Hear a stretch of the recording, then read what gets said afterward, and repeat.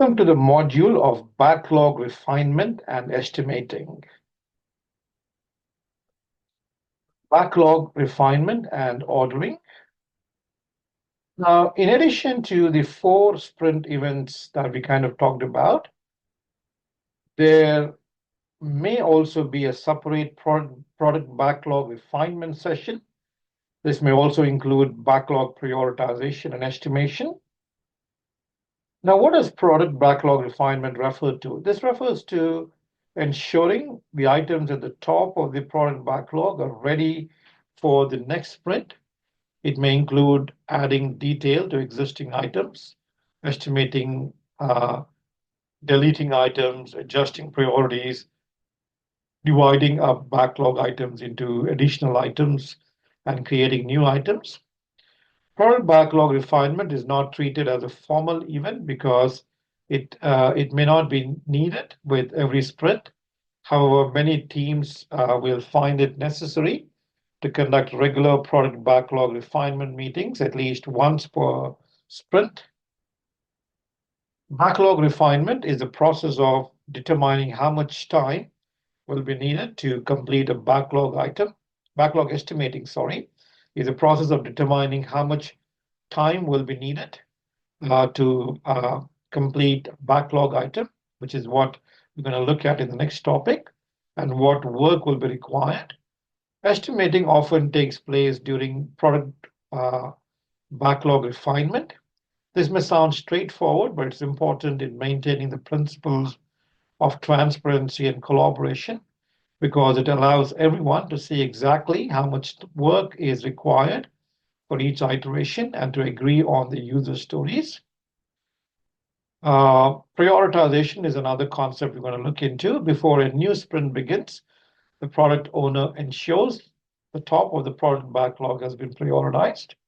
In most cases, prioritization is something the product owner will do alone in consultation with stakeholders. It is common to do this near the end of a sprint to make sure the next backlog item is still a priority. Now, estimating is a collaborative team game. The different estimation techniques. You have estimation by analogy.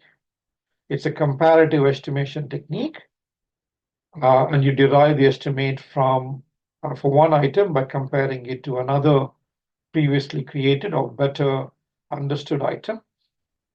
It's relatively quick and easy, and it uses high-level characteristics to estimate size.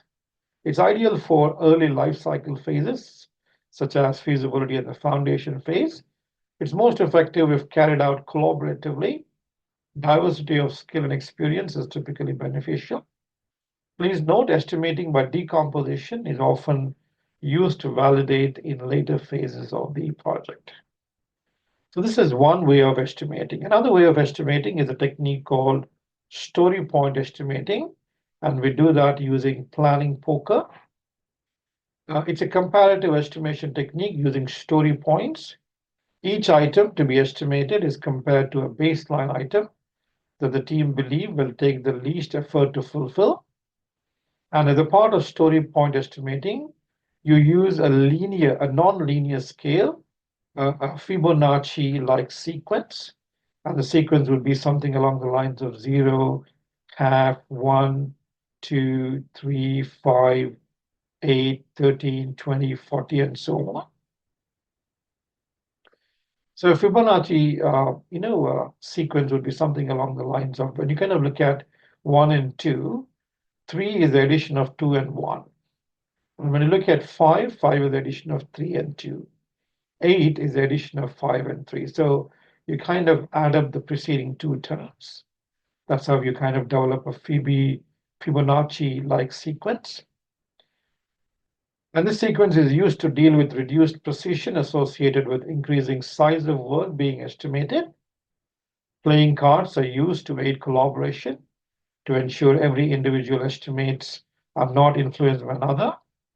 This technique is iterative and collaborative, and it's aimed at achieving broad consensus, also called as wideband Delphi. Affinity or bucket estimating offers a simpler quicker but less robust alternative to planning poker. So we kind of looked into estimation by analogy. We looked into story point estimating or planning poker.